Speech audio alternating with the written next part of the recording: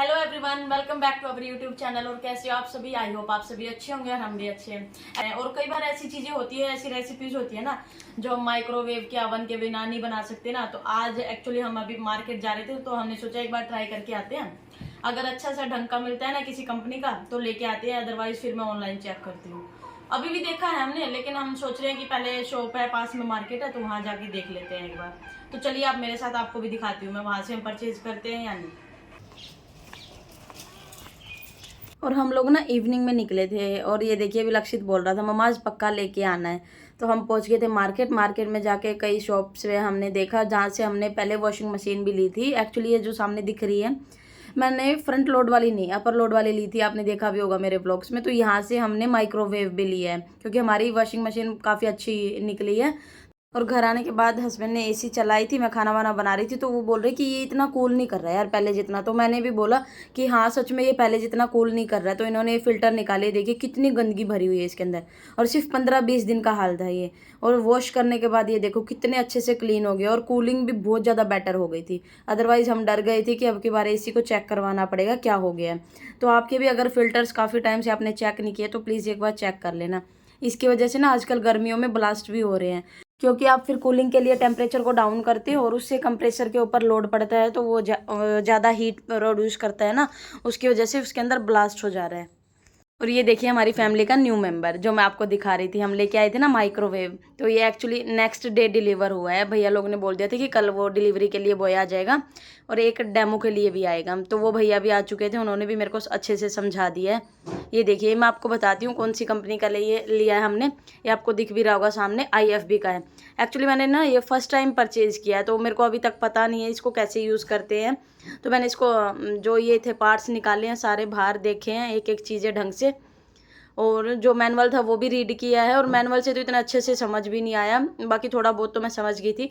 But actually में जो भैया डेमो दे के गए हैं ना वो बहुत अच्छे से समझा के गए हैं।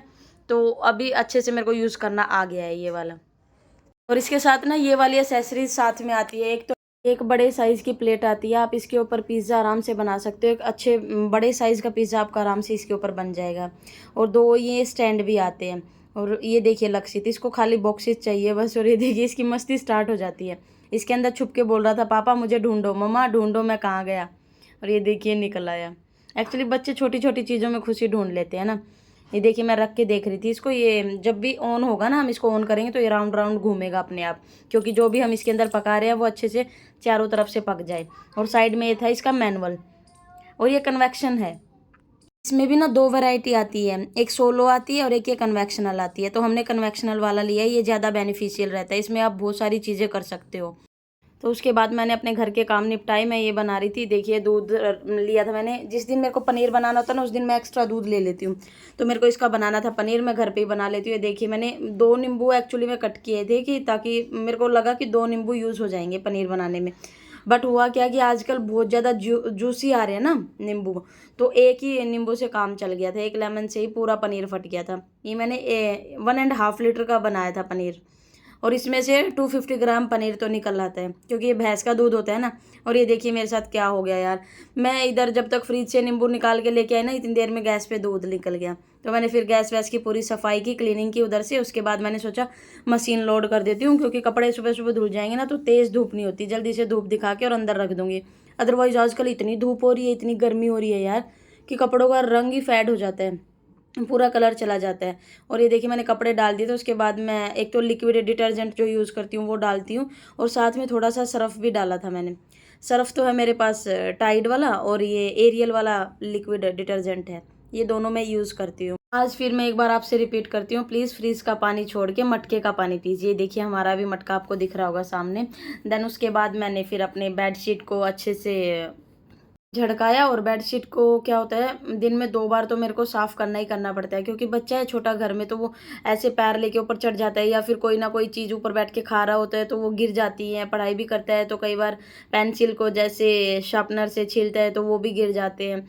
तो कई सारी ऐसी चीज़ होती है जो गिर जाती है। और ये देखिए मैं उसके टॉयज़ उठा रही थी, जो उसका मिनी टेलीविज़न मैंने आपको दिखाया था ना, उसके सारे कार्ड्स और वो टेलीविज़न इधर ही रखा था, तो मैं उसको बॉक्स में डाल रही थी।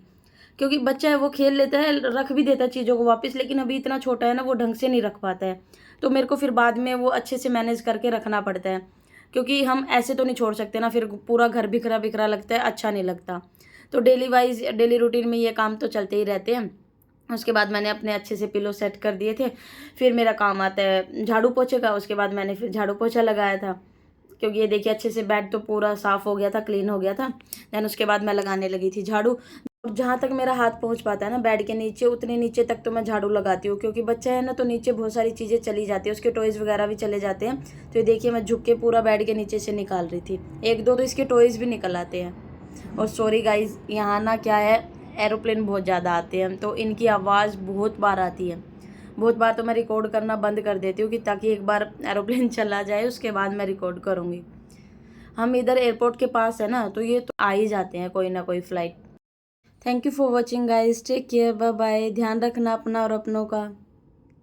हेलो डियर, आप लोग ना मेरी एक हेल्प करो। मैंने ना इसको यहाँ पे लगाया, यहाँ पे क्यों रखा है इसको मैंने, क्योंकि यहाँ पे प्लग है सामने तो इजी टू यूज़ हो जाएगा ना। लेकिन इधर साइड में जो और प्लगिंग वाले सिस्टम रखे हैं, तो ये सभी चीज़ें रखने के लिए इधर स्पेस नहीं बचा है। और इधर फिर गैस भी है, तो उसकी हीट इसके अंदर जाएगी, फिर इसको नुकसान पहुँचा सकती है, क्योंकि गैस पास में है और गैस का ज़्यादा यूज़ होता है। तो अभी गर्मी भी है और गैस चलेगी तो हीटिंग इसके अंदर ज़्यादा जाएगी। तो इसको यहाँ ना रख के मैं अगर इस कोने में रख दूँ, इस कोने में यहाँ ऐसे सेट कर दूँ ये बॉक्सेस हटा के, तो शायद बेटर रहेगा। बट उसके लिए यहाँ पे कोई प्लग नहीं है। ये देखो कोई प्लग नहीं है, प्लग सिर्फ किचन में ये एक ही है। तो यहाँ से या तो हमें अलग से एक वायर ले जाके यहाँ पे एक वो लगवाना पड़ेगा प्लग ना, तो यहाँ पे एडजस्ट हो सकता है। अदरवाइज़ ये यहीं पे सही है, गैस को थोड़ा और उधर कर दिया जाए। आप लोग मेरी हेल्प करना है इस चीज़ में ना, कि ये दीदी यहीं पे ठीक है, और इसको या तो गैस को थोड़ा साइड कर लो आप, या इधर ही लगा लो। अगर मैं गैस को इधर लगाती हूँ तो फिर उसकी पाइप उल्टी हो जाएगी पूरी ना, पीछे की तरफ से आके फिर बड़ी चाहिए वो हमने कटवा दी थी जब यहाँ आए थे।